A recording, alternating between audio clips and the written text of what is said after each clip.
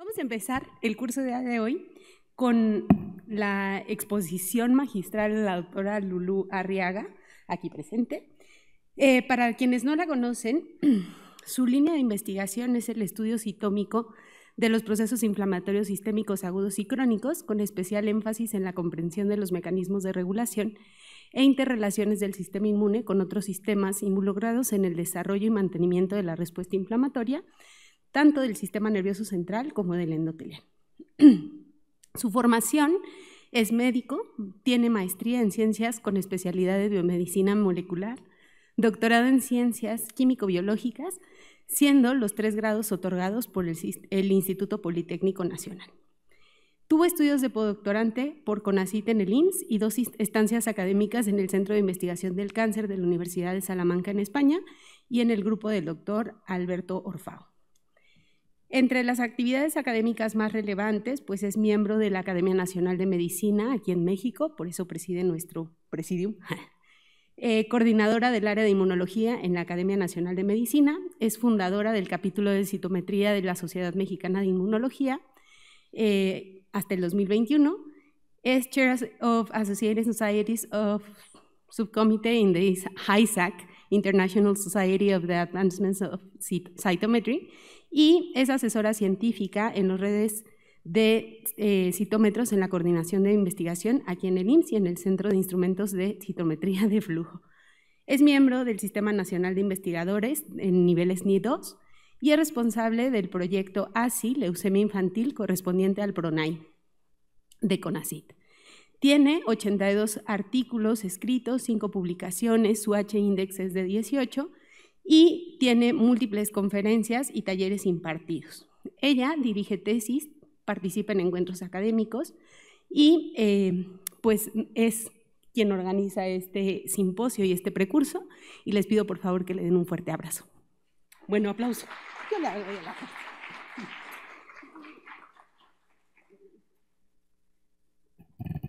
Muchas gracias, muchísimas gracias por la amable presentación. Ay, tenemos una luz nueva. Muchas gracias, se me olvidó hace un momento mencionarlo, pero muchas gracias a quienes nos están asistiendo técnicamente aquí en la academia y que hacen posible que podamos usar esta maravillosa pantalla. Hay gente que veíamos así el cine hace unos años, para quien es nuevo, pues así las pueden ver, así de grandes serán. No sé si podamos, ¿esa se puede apagar? Ah, perfecto. Entonces aquí me adecuo, no, está bien así, gracias. Muy amables. Entonces, y muy agradecida con el maravilloso grupo de jóvenes colegas que participan en el comité organizador a lo largo de este curso y quienes nos acompañan en la tarde en el simposio. Voy a seguir agradeciéndoles inmensamente su tiempo, su esfuerzo, su generosidad para armar este programa. He tenido el privilegio que hayan decidido que inicie yo con estas discusiones que pueden ser así en el buen sentido de la palabra, donde a lo que nos dedicamos pues es a revisar de manera crítica el tema. Entonces, más allá de que esto pretenda ser todo lo que usted quería saber acerca de las citocinas y nunca había preguntado o nunca le habían respondido, de lo que se trata es eso que pensaban que eran las citocinas, a lo mejor no es exactamente lo que en realidad son. Vamos a tener tiempo para preguntas al final, las pueden anotar y hacérnoslas llegar, ya sea aquí quienes estén en el auditorio, quienes nos acompañan en línea por el medio que nos estén acompañando. Y bueno, cuando hablamos, como ustedes bien mencionaban, cuando hablamos de inflamación, pensamos en muchas cuestiones, incluidas las citocinas. Y una de las formas más fáciles de definir la inflamación pues es esta respuesta del tejido vascularizado a la lesión. Eso es muy fácil si de lo que estamos hablando es de inflamación local, ¿no? Pero no necesariamente es igual de fácil observarlo o de trasladarlo más bien a nivel sistémico. Dicho de otra manera, la tétrada o pentada clásica de inflamación, de dolor, rubor, tumor, pérdida de la función y edema o hinchazón, que ya mencionaban algunos como parte de lo que pensamos cuando se menciona inflamación. A nivel local está muy clara, pero a nivel sistémico no necesariamente nos vamos a poner todos edematizados o va a subir la temperatura corporal, de hecho puede bajar. Entonces sí hay que tener en cuenta que el proceso inflamatorio va a cambiar si está localizado o es sistémico, así como también va a cambiar de acuerdo a el desencadenante de este proceso inflamatorio, que va a ser censado, como seguramente muchos de ustedes saben, sobre todo quienes ya están enamorados de la parte de inmunología o preenamorados de la parte de inmunología, del área de inmunología. Estos receptores que hoy día pensamos en PRRs, que reconocen PAMs, DAMs y que van a echar a andar una serie de mecanismos en diferentes tipos de células que por un lado van a llevar al reclutamiento de nuevas células y por otro lado a que se lleven a cabo procesos generalmente de activación celular que van a tratar de contener, en lo posible eliminar a los agentes causales, a los disparadores de este proceso inflamatorio y en el mejor de los casos, si lo contienen correctamente, llevar a una resolución de este proceso inflamatorio que es fundamental para la reparación del tejido. Y eso a veces se nos olvida cuando estamos pensando, hablando de inflamación, que es un proceso fisiológico, o sea, necesita ocurrir cuando se rompe la homeostasis, porque de ese proceso dependen en nuestra vida extrauterina.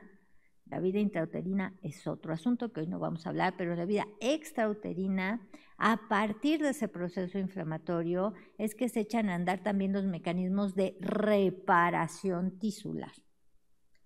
Entonces, que alguien después de haber sufrido una lesión y haya tenido este proceso inflamatorio que puede resultar incómodo, que se repare correctamente, también tuvo que ver con esta respuesta inflamatoria. Y uno de los mensajes que a mí me gustaría se nos quedara a todas del curso es eso: la inflamación no necesariamente hay que inhibirla al 100% en cualquier momento. A veces hay que dejar que haga lo que tenga que hacer justo para que se dé esta reparación de tejidos.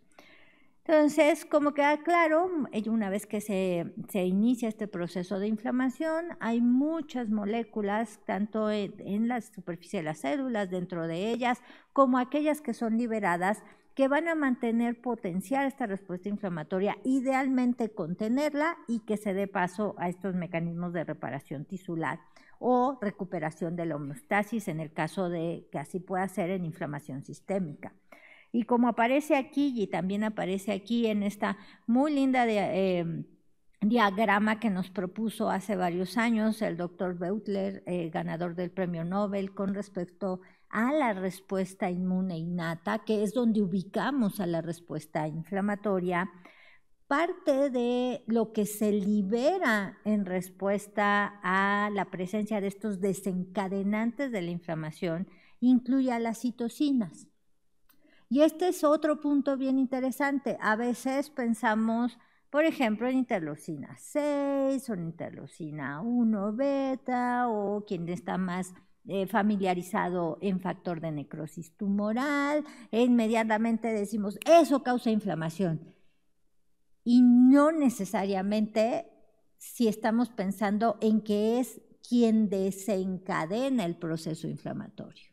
Las citocinas no desencadenan el proceso inflamatorio porque las citocinas son parte de la respuesta a cuando se reconocen los disparadores del proceso inflamatorio.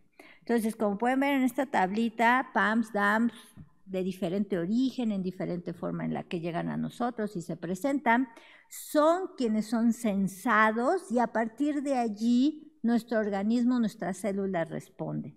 Y en parte haciendo citocinas. Pueden hacer muchas otras cosas como las que ven ahí y muchas funciones súper interesantes como los estadios respiratorios, la migración celular, incluso la muerte programada. Es muy útil para estas respuestas de contención y de defensa, pero ciertamente no es lo que inicia en condiciones fisiológicas a la respuesta inflamatoria. Hay quien dirá, no, bueno, pero si las células están en las cajitas de cultivo y ahí le pusieron la citocina proinflamatoria y entonces respondieron, sí, pero eso no es lo que pasa cuando estamos ante personas que como nosotros pueden sufrir un proceso inflamatorio. Ni tampoco pasa como generalmente en los modelos animales, donde para probar las funciones de varias de estas citocinas, se inyectan, se inocula directamente esas citocinas a estos organismos. Entonces ahí dicen, bueno, pues es que causó inflamación, causó una respuesta inflamatoria. Sí, pero en la realidad las citocinas son parte de la respuesta ante estos desencadenantes que generalmente conocemos como los estímulos inflamatorios. ¿Okay? ¿Por qué? Porque las citocinas lo que son mediadores de la comunicación intercelular. Y entonces cuando algunas de estas células detectan que algo que no debería de estar allí está, por ejemplo el LPS de algunas bacterias o los LPGs o DNA que está fuera de las células, que puede venir de microorganismos potencialmente patógenos o podría venir de las mismas células que se están muriendo cuando no deberían. El chiste es que cuando se sensa eso, se empiezan a comunicar unas con otras.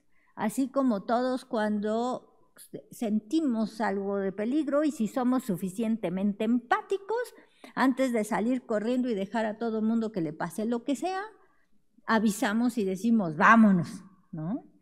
Así las células se comunican claramente, utilizan moléculas para esta interacción. También pueden usar contacto directo, no estamos diciendo que no, y pueden usar otros mediadores de comunicación intercelular que incluyen a factores de crecimiento, a neurotransmisores, que hoy no vamos a hablar de ello, pero en la respuesta inflamatoria son bien importantes tanto para iniciarla como para modularla. ¿Okay? De entre todas estas formas que tienen las células, incluidas las vesículas extracelulares, que recientemente nos enteramos que son un espectacular mecanismo de comunicación entre estas células, unas de ellas son las citocinas. Entonces, ubiquémoslas donde deben. En mi presentación constantemente van a estar apareciendo algunos QRs de material que ya revisé y que considero que está suficientemente bien documentado. Yo sé que hay muchísima información al respecto de todos los temas, incluida inflamación. Tengan cuidado cuando se acerquen a esa información porque de repente empieza muy bien y luego dicen, y entonces no necesitamos medidas preventivas porque la providencia nos va a proteger. Cuidado, cuidado. Entonces estos de lo que aparezca del QR son de acceso libre y de calidad en la información que transmiten y por lo tanto ustedes aquí o desde donde sea que nos estén siguiendo pueden escanearlo y posteriormente, ahorita no se distraigan con eso, ver ese material, ¿ok? Entonces, mensaje de esta parte, las citocinas son mediadores de la comunicación entre las células, que no necesariamente tienen que ser del mismo tipo de células, o sea, sirve para que células del sistema inmunológico se comuniquen con neuronas, se comuniquen con células endoteliales, se comuniquen incluso plaquetas con estas células. O sea, no son exclusivas del sistema inmunológico y se pueden utilizar en muchos tipos de células. Y otra característica que tienen es que como mediador soluble de la comunicación intercelular, estas citocinas pueden ejercer su efecto a diferentes distancias. Entonces, pueden ser liberadas y tener efecto en células muy lejanas, o sea, un efecto endocrino, Pueden tener su efecto en células que estén cercanas en la vecindad y entonces tener un efecto parácrino, o pueden ser sensadas, reconocidas por las mismas células que las secretaron y tener un efecto autócrino. ¿Okay? Esta comunicación intercelular entonces puede tener efectos localmente o más distantemente, y es muy importante también recordar que las citocinas, si bien tenemos esta imagen clásica de las citocinas como estas figuras geométricas, cuando hacemos estos dibujos donde tratamos de simplificar esta parte del conocimiento para entenderlo mejor, está muy bien.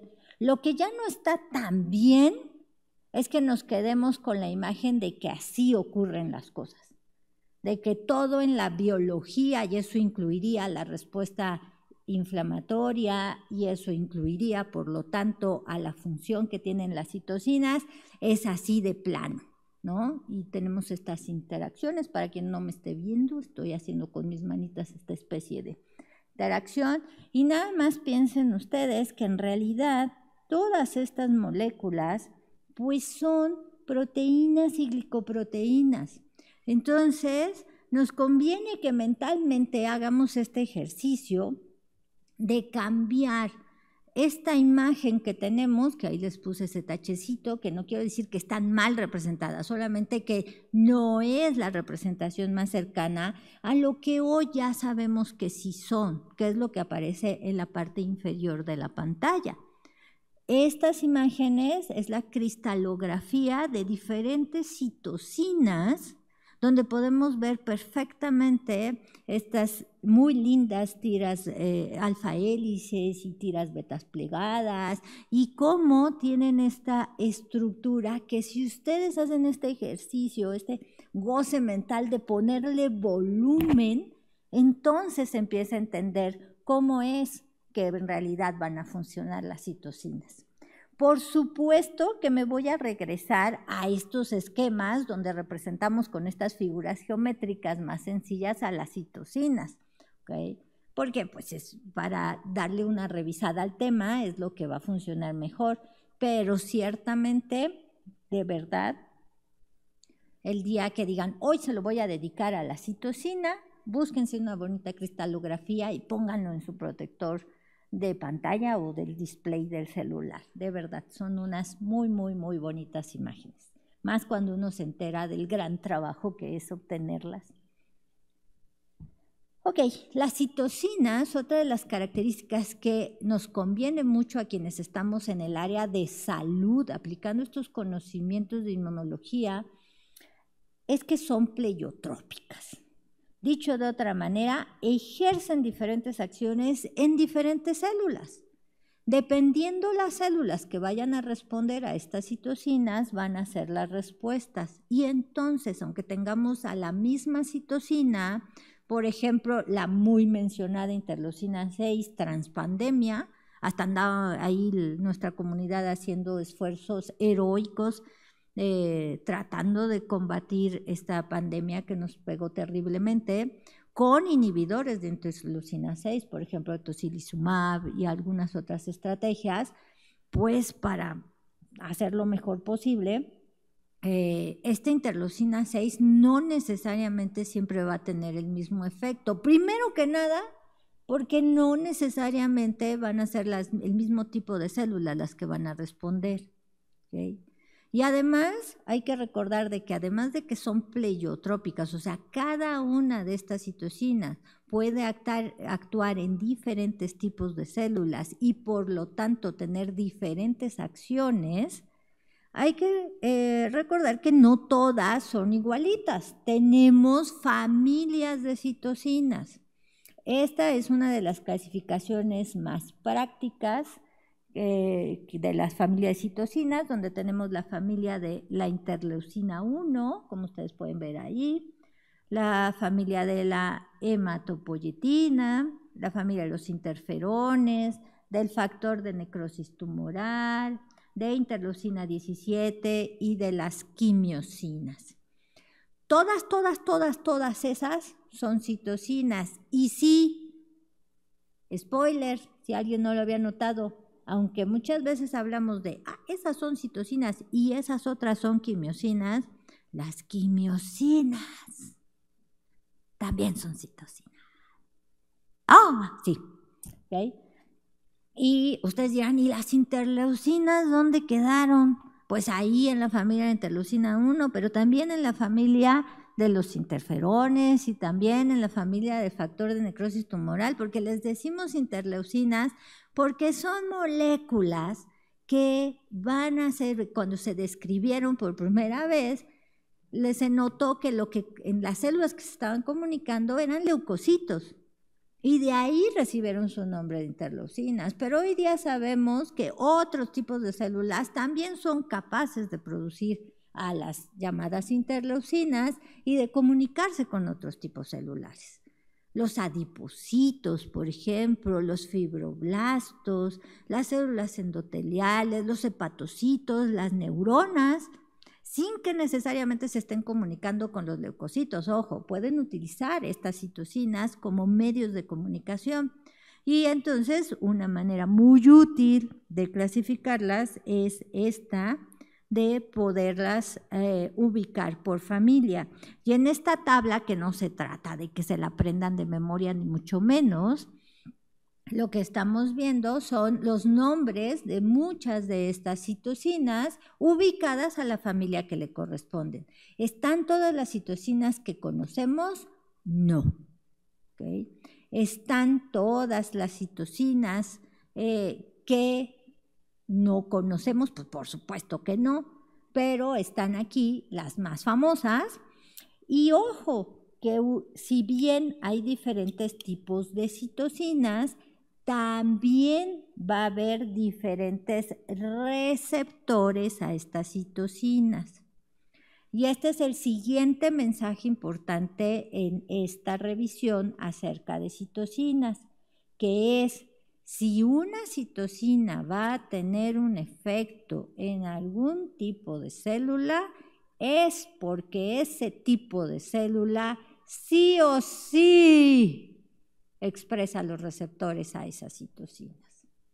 Porque de repente a alguien se le ocurre decir, ¡ay, tenemos aquí muchísimas citocinas, parece un huracán encima de nosotros, y entonces todo se va a activar y ya se va a... No, bueno, no necesariamente, porque no tenemos idea siquiera de si las células no echaron a andar mecanismos de autocontrol y entonces se escondieron, escindieron o desacoplaron estos receptores, y aunque estén rodeadas de citocinas, no van a responder a las citocinas porque no pueden, porque o no las reconocen o no pueden transducir la señal.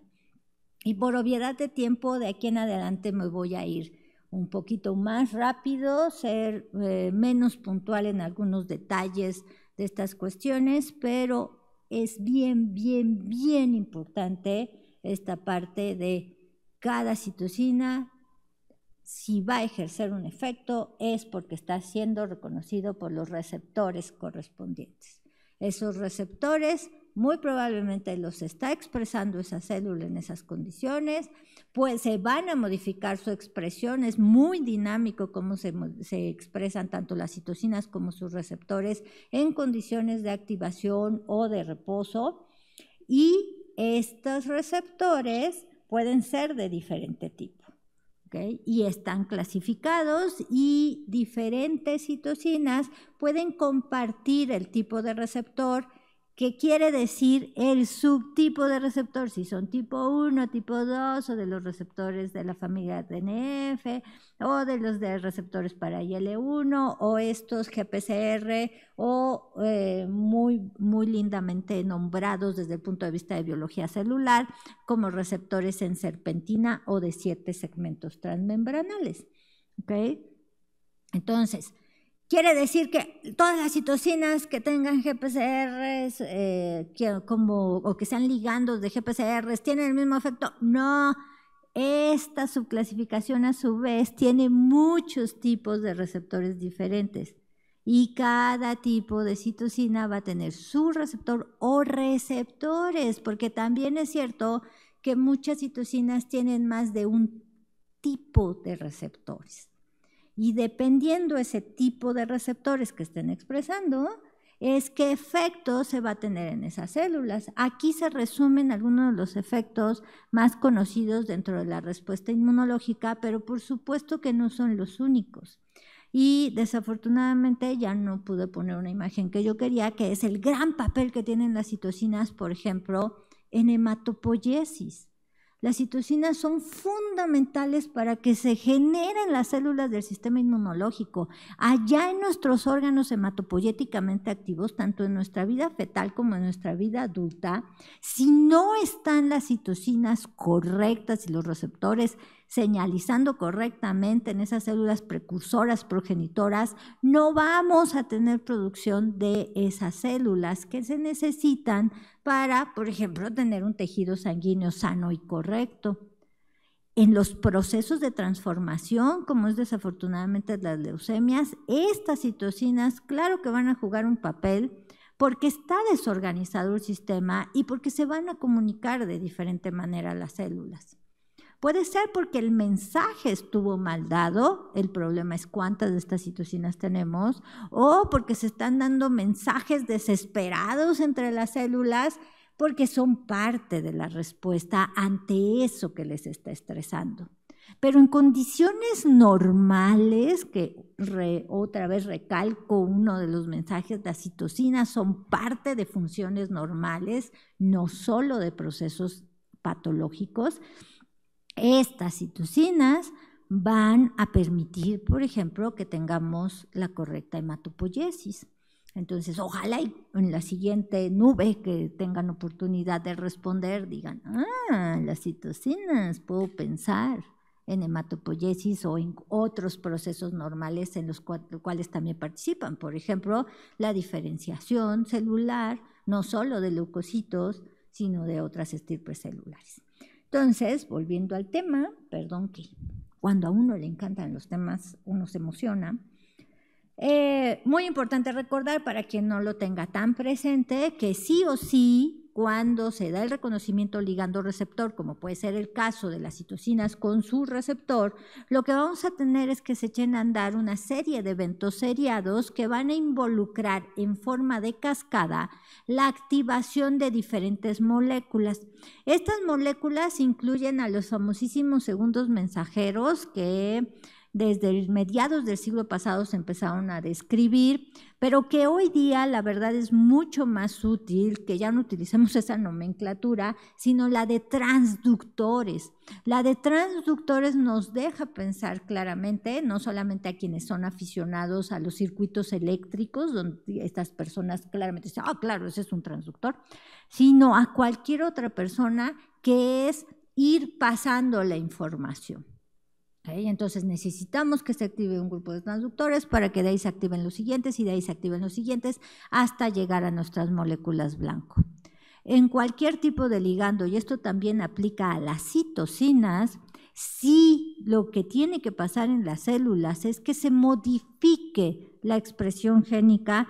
Por supuesto que estas proteínas blanco van a involucrar proteínas que estén relacionadas con cambiar la expresión génica, porque se remodela la cromatina y o se activan factores de transcripción o proteínas represoras o adaptadoras o modificadoras que al unirse a secuencias específicas en los genes que estén accesibles van a poder iniciar los procesos de transcripción, potenciar los procesos de transcripción, de ahí los famosos enhancers, o inhibir los procesos de transcripción total o parcialmente. Entonces, ojo que en la señalización que desencadenan las citocinas, el efecto, si requiere de cambios en la expresión génica, va a depender de cuántos de estas secuencias de regulación de la expresión génica se activen. Y por eso no necesariamente siempre que señalice interleucina 6 o interleucina 1 beta vamos a tener el mismo efecto. ¿Okay? Aquí nada más así rápidamente pueden ver cómo a partir de que se da esta activación de este receptor que está acoplado a la vía de las JAK-STATs, podemos tener, dependiendo por cuál citocina se activó, cuál tipo de vía de señalización, o sea, no hay un solo tipo de JAKs o no hay un solo tipo de STATs, qué factores de transcripción van a acabar uniéndose a estas regiones reguladoras de la expresión génica. ¿Okay? Ahora, cuando se activan cascadas de señalización por las citocinas o cualquier otro ligando, también es importante recordar que se va a ir amplificando la señal, porque cada transductor es capaz de activar decenas de transductores del siguiente nivel y así consecutivamente. Ustedes dirán, ¿y eso a mí qué? Pues que por eso podemos tener efectos sumamente dramáticos, cambios espectaculares en el comportamiento de células, aun cuando aparentemente la cantidad de ligando, en este caso citocinas, podría parecer que no era tan importante. Y eso sin tomar en cuenta la sensibilidad que tengan estos receptores a estas citocinas y la afinidad que presenten por ello. Entonces, me voy a ir ahí ahora sí súper rápido, tratando de no invadir el tiempo de quien sigue en las ponencias. Ojo, consciente soy que esta es la presentación buffer de entrada, ¿no? Tengo que recortar al inicio siempre hay que hacer otras dinámicas. Entonces, importante también tener en mente que una misma citocina, aun cuando sea reconocida por un mismo tipo de receptor, puede desencadenar distintas vías de señalización. Eso en buena medida va a tener que ver con la cantidad de ligando que tengamos, así también como con la densidad de ligandos, de receptores que se estén expresando. También hay diferentes vías de señalización que se pueden estar activando al mismo tiempo, dependiendo de cuántos tipos de receptores a diferentes citocinas se esté expresando esta célula. Y si esas citocinas están en el medio, pues van a tener un efecto sumatorio o un efecto antagónico. Así que no solamente es de enterarnos si están allí las citocinas e inmediatamente, ya sé lo que le va a hacer a las células. No, espérate. Si solamente exploraste unas cuantas citocinas, por ejemplo, en el suero de alguna persona o en el tejido afectado que tuviste por una biopsia, te puedes dar una idea de por dónde estaría el proceso, pero habría que ser cauto porque no sabemos cómo están las otras citocinas que pueden potenciar o inhibir la acción de esa que sí pudimos medir, que sí pudimos explorar. Y no me voy a meter en que además el efecto va a cambiar dependiendo de si estas citocinas están o no acopladas entre ellas, formando dímeros, trímeros o con otras moléculas que pueden servir, por ejemplo, para ser transportadas en sangre, ¿no? Y entonces no va a ser lo mismo si va una citocina solita, así va una citocina que va unida a la proteína C reactiva, que sabemos que eso es parte de las funciones que tienen estos llamados reactantes de la fase aguda, que es acoplarse con otras citocinas, y ya ni hablar a gran detalle, pero sí recordar que existen muchas moléculas como los receptores solubles que pueden secuestrar a estas citocinas. Y entonces, aunque fueron liberadas, en realidad no van a tener efecto, porque si hay gran cantidad de estos receptores solubles, pues es como si no tuviéramos citocina, que es parte de nuestros mecanismos naturales de control y contención de la respuesta inflamatoria. Entonces, por obviedad de tiempo, aquí me voy rápido. Se pueden clasificar. Recuerden que otra manera de clasificar las citocinas no es nada más por a la familia a la que pertenecen o qué tipo de vías de señalización activan, sino también el efecto que tienen sobre las células blanco. Ahí es cuando clásicamente, por ejemplo, sí podríamos hablar de las llamadas citocinas proinflamatorias o antiinflamatorias.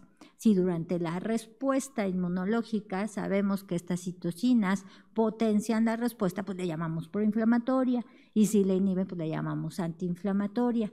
Pero ojo, recuerden que el papel que van a tener estas citocinas va a depender de receptores que las reconocen y cómo transducen, porque no todas las citocinas van a tener el mismo efecto en las mismas células, y además no todas las citocinas van a participar al mismo tiempo en estas vías de interacción de células.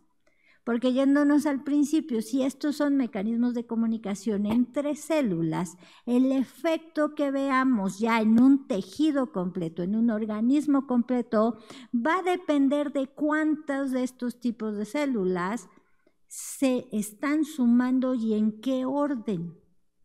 ¿Okay?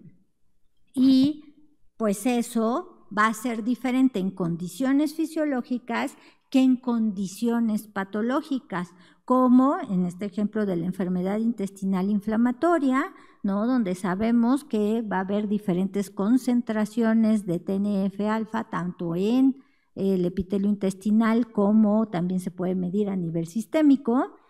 Y fíjense cómo, aunque tanto Crohn como CUSI son parte de la enfermedad intestinal inflamatoria, los niveles de las citocinas no son los mismos.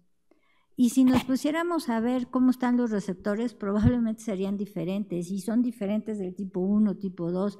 Entonces, cuando estemos pensando, como a veces nos ponemos con las mejores intenciones, muy creativos, a vislumbrar mejores maneras de controlar el proceso inflamatorio, tengan mucho cuidado, porque a veces nos quedamos solo con uno de los renglones que están en esta tabla y se nos olvida que pueden tener efecto en otros tejidos. Y luego nos dice, ¡oh! Se puso más grave la persona. Ay, ¿por qué será? Seguramente porque ya le iba a ir muy mal. No, pues a veces nuestras intervenciones no tienen el efecto que deseamos porque no tomamos en cuenta otros factores. Ojo, eso no quiere decir que nos volvamos gente muy espantada, que antes diríamos timoratos y no hagamos nada, pero más bien es una llamada de atención a que esas decisiones deben de estarse tomando siempre, siempre, siempre de la manera más informada posible. Y de tener en cuenta que este tipo de mediadores de la inflamación, como son las citocinas, son de esas moléculas que actúan a diferentes niveles y en diferentes tipos de células.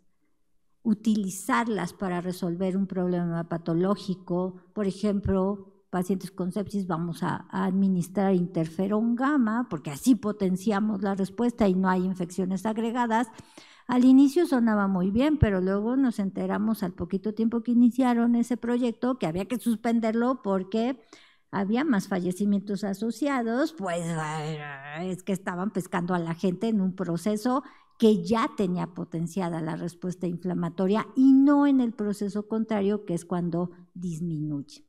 Entonces, cuidado con eso, cuidado también con cuándo vamos a bloquear qué tipo de citocinas, y no quiere decir que no se pueda hacer, pero viendo rápidamente esta tabla, cualquier persona que sí la piense un poquito, ¿cómo creen que se debe manejar a quien sea que le vamos a dar un anti-TNF o a un otro de estos que llevan a las citocinas que pueden potenciar la respuesta inflamatoria a la alta si están recibiendo estos bloqueadores? Pues como personas inmunodeficientes, porque estamos comprometiendo parte de sus mecanismos naturales de defensa. ¿Que eso mejora su condición de su enfermedad autoinmune? Por supuesto, que eso es lo que hay que hacer si así tenemos mejoría y pocas o manejables reacciones adversas. Por supuesto que sí, pero no le pueden decir a la gente, sí, y usted sin problema aquí enfrente échese unos tacos y no va. No, si ni siquiera quienes ya tenemos inmunoaging nos los echamos porque ya no es lo mismo, mucho menos alguien que esté en esas condiciones. Y por supuesto que en los hospitales, en los medios hospitalarios, no se deberían de manejar como cualquier otra persona que tiene un problema de salud, porque son inmunodeficientes por ese tipo de tratamientos, por ejemplo. ¿Sí?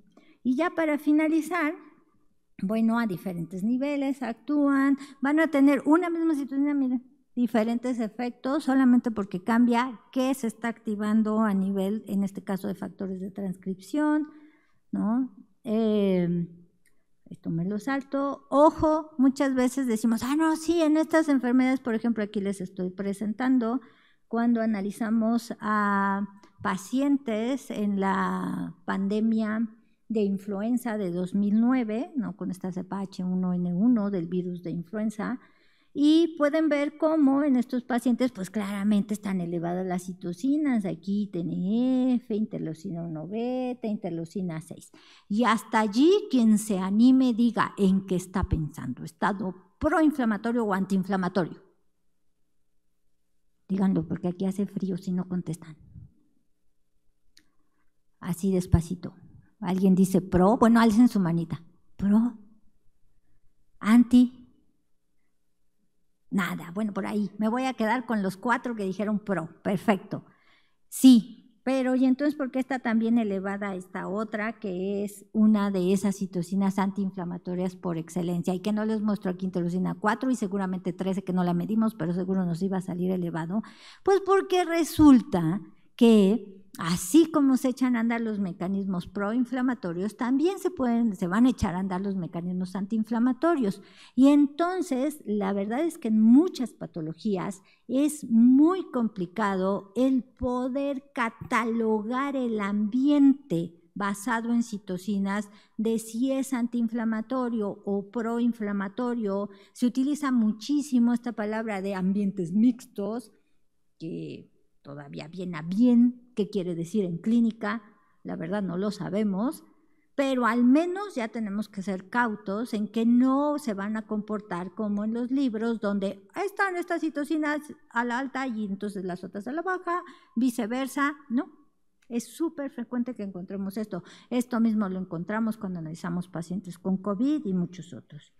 Y para concluir, por supuesto que quedaron muchas cuestiones, muchos detalles a revisar. Espero que esta charla en este curso haya aclarado algunas cuestiones, pero sobre todo haya abierto muchas preguntas para que ustedes las exploren posteriormente, ya sea con el material compartido o acercándose a otras actividades que tanto desde la Academia Nacional de Medicina vamos a continuar, incluyendo material en línea y cosas así que ustedes puedan tener acceso, se quede ahí en repositorio, como desde la Sociedad Mexicana de Inmunología y como desde las diferentes escuelas y facultades que en nuestro país tienen sus áreas y departamentos de inmunología, lo puedan ustedes explorar.